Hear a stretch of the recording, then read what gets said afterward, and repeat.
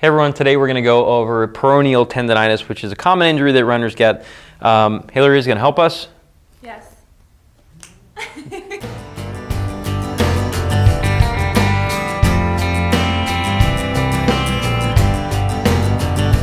The most interactive model I've ever had.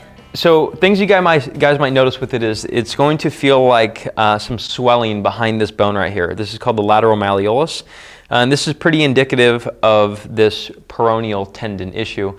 Now the peroneal tendon, I know you guys won't care that much about the actual anatomy of it, but for the most part it's really the only two tendons back here. Most of the other tendons are in the other part of the ankle on this side. Now these things oftentimes can get swollen, they can just get painful. They're often correlated with past ankle turns. And it's really commonplace for people to just throw bands on it and try to do exercises like this, but really there's a lot more. Some other common symptoms that you might have with it is you might feel clicking and popping back here. Yes, I felt that all the time. You felt clicking and popping Yes, back all here? the time. Okay, so she claims to have had this issue.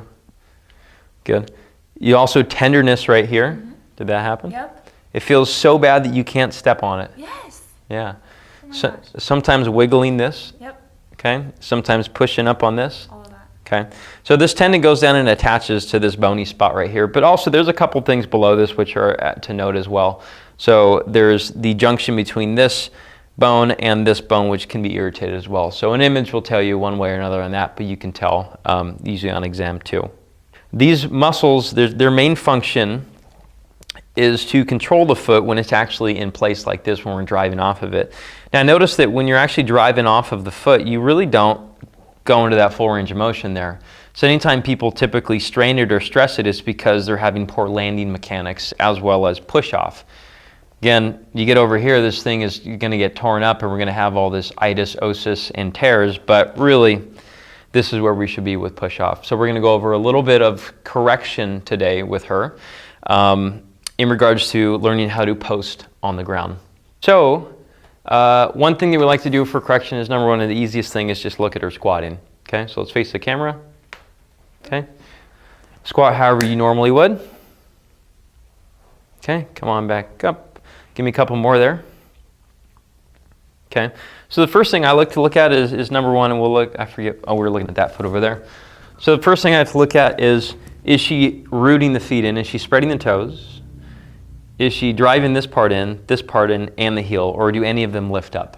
So go ahead and try that a couple more times. And I'm going to get something to have you mess with it. Go ahead. Okay, so I see her spinning a little bit right there. So I usually like to have them try to jam this business card. And if I can pull it out and it's your card, I'm going to go on a spinning spree.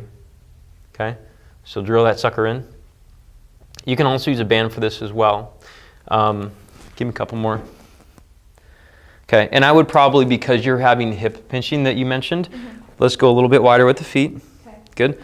Bring the feet out slightly like that. Okay. Good. Go ahead and squat down again. I don't know how that feels to you. It just feels. Oh, it's the other thing. Okay. Ignore that because we got a different case we're working on. Come on back up. Okay. So the thing I would look at on you, since she had that hip pinch right there, I would say with a wider stance. Oh, okay. Okay? Yeah. But this will help you keep those feet drilled in. Yeah. But also too, like when you get lower, it looks like this thing spins out. I think as a runner, I wouldn't go that deep. Okay. Go ahead and come down, and I would stop you right there. I really wouldn't go much past that. How's my back? Is it arching? You're arching. So you're correcting like you're twitching. Come on back up. Okay, so lock that. That's a good point. Lock that position in first. Plug it in. Tall.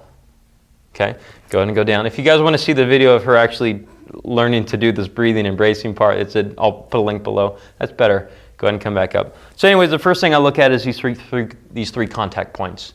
And then we can look at it in a rotational pattern. Okay, so you're going to be the one in the camera this time, so we're going to do rotational squat. Okay? So we're going to go that direction. I'm your mirror. Okay. So you're going to take this hand. Okay? Karate chop. That's the wrong hand. This hand. I'm a mirror. Karate chop. Good. Okay, so I'm looking to see if, number one, you still got these drilled in, if you still got those drilled in, and if you have this knee then positioned over the arch, and the hip, and the torso should all be in line. Go ahead and keep going. Give the camera some love, and I'm going to get a That's not an aggressive karate chop. Okay. Chop. Well, this one's doing Oh. the chopping, so it's chop. Good. Now don't go as low. Go halfway. Okay. A little higher. Higher. Okay. There. Good. Oh, Okay. So I'll look to see is do you have everything in line here? Because although you're running, really the hip and the leg works with three planes of movement. So a lot of times runners will just focus on like single leg. But we want to see that you can control this ball socket and get the linkage all the way down and drive and post into the ground even in this plane of movement. Okay, so go ahead and stand tall. Give me one more of those. Now if she couldn't do this, we do a correction, which we're going to do next. Come on back up tall. Good. So first thing here on the pole, I would just act like there's a line right here. Okay. Okay? You ever play baseball? No. Softball? Yes. You ever tag up a fly ball? No. Never? I played when I was really little and I sat on the bench. You sat on the bench. That's why you started running? Yeah. Okay, so there's a base right there. I'm looking at the fly ball, okay? So I'm just kind of ready to go. All right? Okay. So this is because I'm trying to get you a lean right there. Okay. The foot heel's not really down, and the toe is kind of doing the driving here, but I'm looking to see that you can keep this whole thing in line, and basically like you're trying to knock this pole over. Okay. Okay? So this is a very easy way, a nice static position where we can... How are your arms? You're trying to karate chop again, aren't you? I don't know. Good question. I just leave it free. Okay. Okay? Got it. So you got to make sure to sink low. Oh, man, I need new jeans. That's not cool. Okay, down.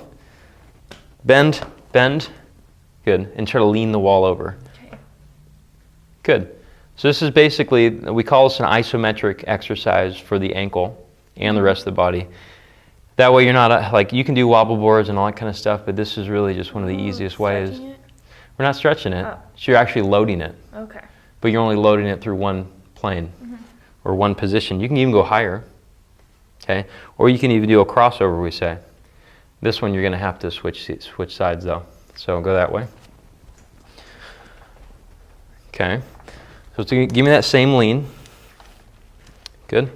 And this one you're going to take your foot, that foot right here, plant it down. Good. Lean in. Good. Lightly lift that one. So now you're going to load this one. Oh, on the other side. Right. Got it. So this is how we teach change direction. I know runners don't have it as much, Right. but it's still ankle rehab. Should I feel it in here too?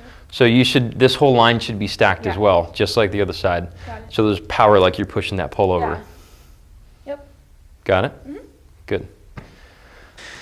So pushing a sled, what we're looking to do is improve toe strength, which will then in turn decrease the amount of ankle tendon issues you're going to get. In this case, peroneal tendonitis. So we want the toes to be extended when we're driving here, okay? And you're going to notice when we get all the way to here, they're still extended. Now the thing you have to consider with this is it's really just a moving plank. You plank the hell out of it, and you drive with the hips, and the toes, or the heels are always up. Okay? Heels up, hips down. Okay. Okay, so it's going to look like this. Start low. So I'm just leaning into it. Okay? Breathing. Pretty simple. Okay? Show me that. Show the camera that. Okay. Good. So, have you ever sprinted out of blocks? No, I've always been long distance. Oh, really? How would a sprinter set up out of blocks? Don't they go like? Do you have any power out of that front foot? Yeah. You do? Yeah. I bet you got more if you put it back. Oh, further? Like Yeah. this? Yeah. Okay. So that's how it should be. So your steps should only be, I think, this big. Oh. Okay. And I'll show you the reason why. Like this? Longer with that back foot. Get long. Get long. Whoa. Give me a plank. Give me a What plank. do you mean? Here, start on the ground. Go knee on the ground with this other one. Okay. Arms up. One knee down. One knee down. There you go. Arms up. Right there. Good. Okay. So, is this a plank? Good.